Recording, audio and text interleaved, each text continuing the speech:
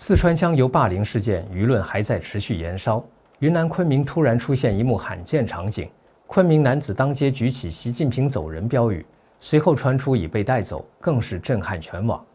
这不是某个人的孤胆冲动，而是压抑太久的社会情绪正在裂缝中涌出。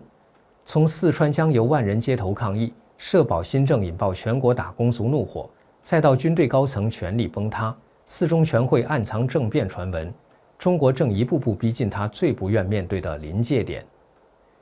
您好，这里是大时局百闻纵横，我是袁成。8月7号中午，一位身穿白色 T 恤、灰色短裤、戴着眼镜的白衣男子，在人流众多的云南昆明抗战纪念馆前，当街举起写有习近平走人的白色标语牌，吸引大批民众围观拍摄。一名戴红袖章、骑电动车的安保人员则停在男子的左前方，但却没有制止，正在低头看着手上的手机，疑似正在汇报情况。影片在海外社群平台 X 上迅速疯传，网友纷纷称赞该男子是勇士、孤胆英雄，盛赞其直面极权的勇气，说出了全国人民的心声。声援昆明勇士，全国人民强烈要求独裁国贼习近平立刻下台。有评论更进一步指出，问题不仅在习近平本人，而是整个中共制度体系皆已引发民愤。习近平下台没有用，整个共产党都该下台。有不少网友担心他将被消失，呼吁关注其下落和安危。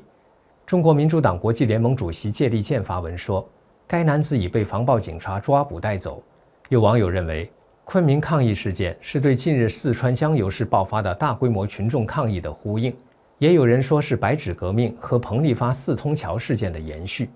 有网民直言，这个民族从不缺勇者，缺的是改变命运的机会。也有人呼吁发起全民抵抗运动，推动长期且不间断的社会反抗行动。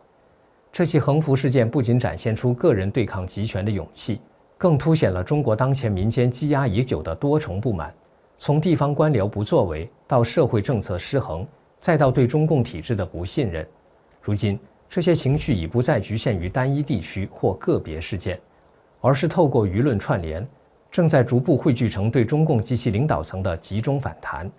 即使只是5秒钟的举牌，也足以成为压抑社会气氛中的一记惊雷。中国似乎正逼近另一波全民反抗的临界点。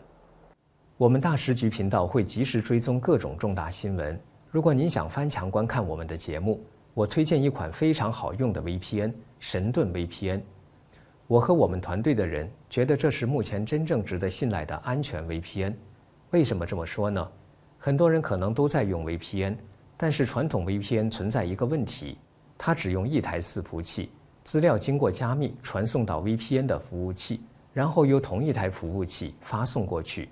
也就是说，它不但知道你的来源 IP， 也知道你连去哪里。这意味着，只要那台服务器有风险，你的整条路径就会被看得一清二楚。而神盾 VPN 采用的是独家技术，双节点 P2P 加密架构，资料会经过2台服务器转送，第一台只知道你的来源 IP， 第二台只知道你要连的目的地，2台之间端对端加密，任何单一节点都无法还原整条通讯路径，连神盾自己都无法追踪你在网络上的行踪。除了安全，神盾 VPN 的速度和稳定性表现也很出色。神盾 VPN 可以在全球服务器自动切换，随时连最近最快节点，而且一个账号可用在手机、电脑、平板，可以全家分享。现在购买2年方案，享65折优惠，输入我们节目专属优惠码大时局 DASHIJU， 再打9折，30天内不满意全额退款，无风险适用。赶紧点击节目下方描述栏的购买链接购买。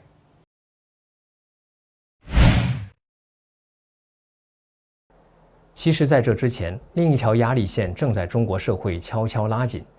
近日，中共宣布自9月1日起全面实施社保新政，强制全民交社保。根据最高法院解释，自愿不交社保条款已经无效，违规企业将被追罚。尽管官方强调此举是为保障劳工权益，但在经济低迷、企业经营困难的大背景下，社会各界对此新规反应激烈，可能会对经济带来连锁性冲击。在社交平台上，打工族和小微企业主对强制社保议题热议不断。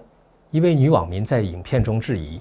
月入5000，社保就扣走20%，年轻人失业率创新高，房租吃掉一半工资，社保根本成了奢侈品，我养的是谁的老？微博用户职场观察员说，员工不是不想交社保，是交不起，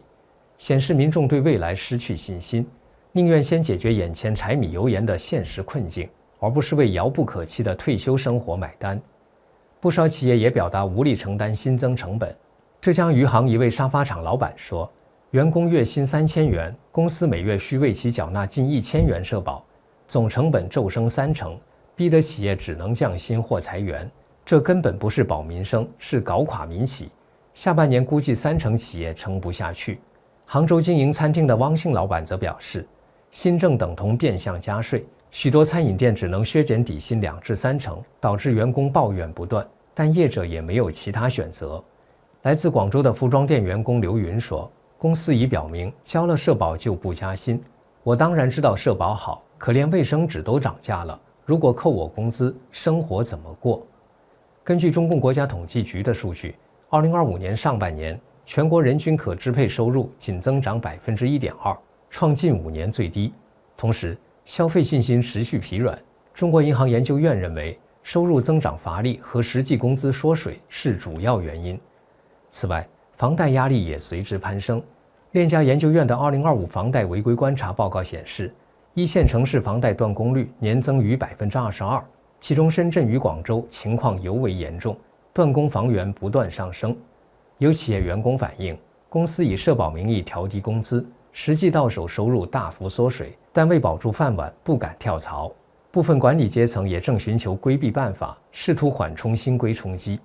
社会学者齐先生警告，当局若仅以合规之名推动政策，忽视实际经济压力，恐引爆更广泛的社会动荡。当全民开始了为温饱而被迫让步时，反抗的火苗也可能因此被点燃。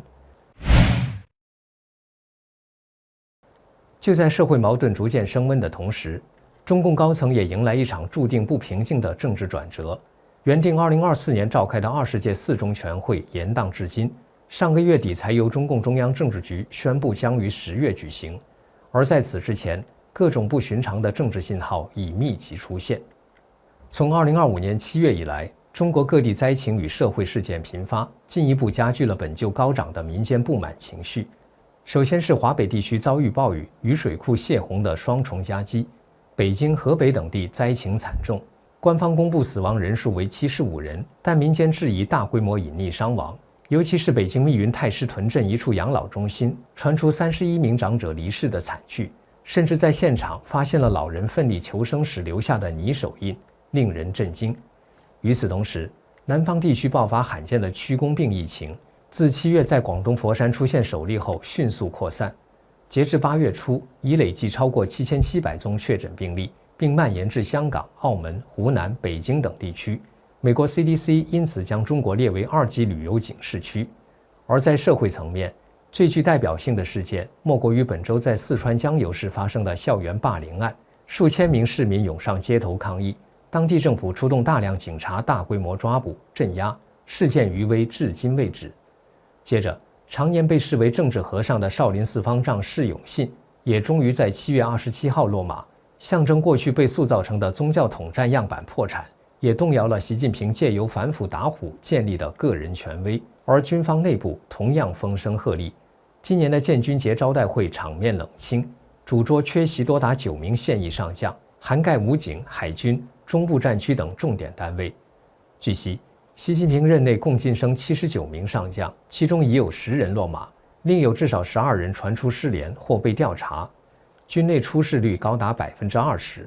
与此同时，习近平没有在今年的中共建军节晋升新将领，绝非偶然。知情人表示，因为该升的那一批人几乎都出事了，导致军委政治工作部本身陷入领导真空，军队高层整体陷入停摆与重组的混乱局面，也反映出习近平所依赖的军权基础正在快速崩解。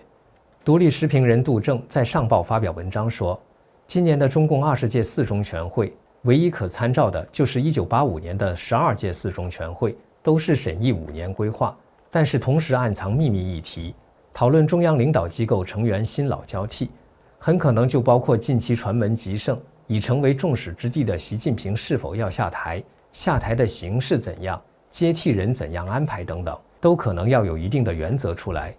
当然，这些是先在北戴河会议上达成了共识，在四中全会走走程序。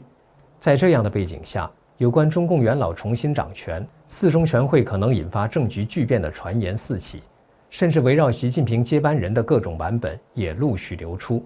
一位接近高官的北京友人向杜正透露，即便在四中全会上，作为新老交替的交易条件，以75岁的张又侠与习另类同归于尽，他自己也主动退休，下边上来的也可能是张的人。习在军中并无根基，他提拔的亲信已被打散了。而这种格局并不影响保党，因为中共的这个利益集团只要一天不倒，就会互相利用。知情者表示，9月份北京的大阅兵其实也只是对外的表演，并不代表习阅兵就是宣示军权。但10月份的四中全会就很关键，需要留意可能有人出人意料的新老交替，能上能下等状况，从中也可观察2027年的中共高层换届会否顺利。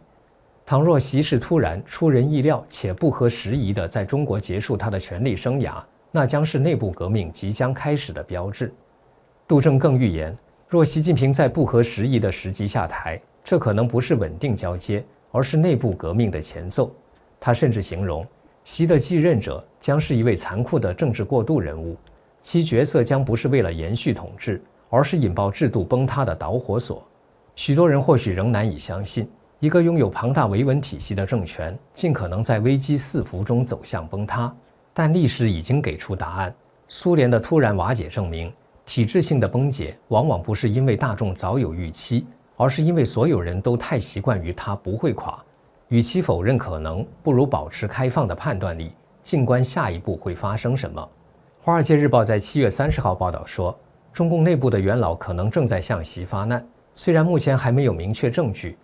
但这些传言反映出习近平执政之下民众渴望改变的心态，而这才是更值得大家关注的现象。这里是大时局，感谢您的陪伴与思考，请订阅、分享并打开小铃铛，一起在动荡中坚守真相，在黑暗中点燃希望。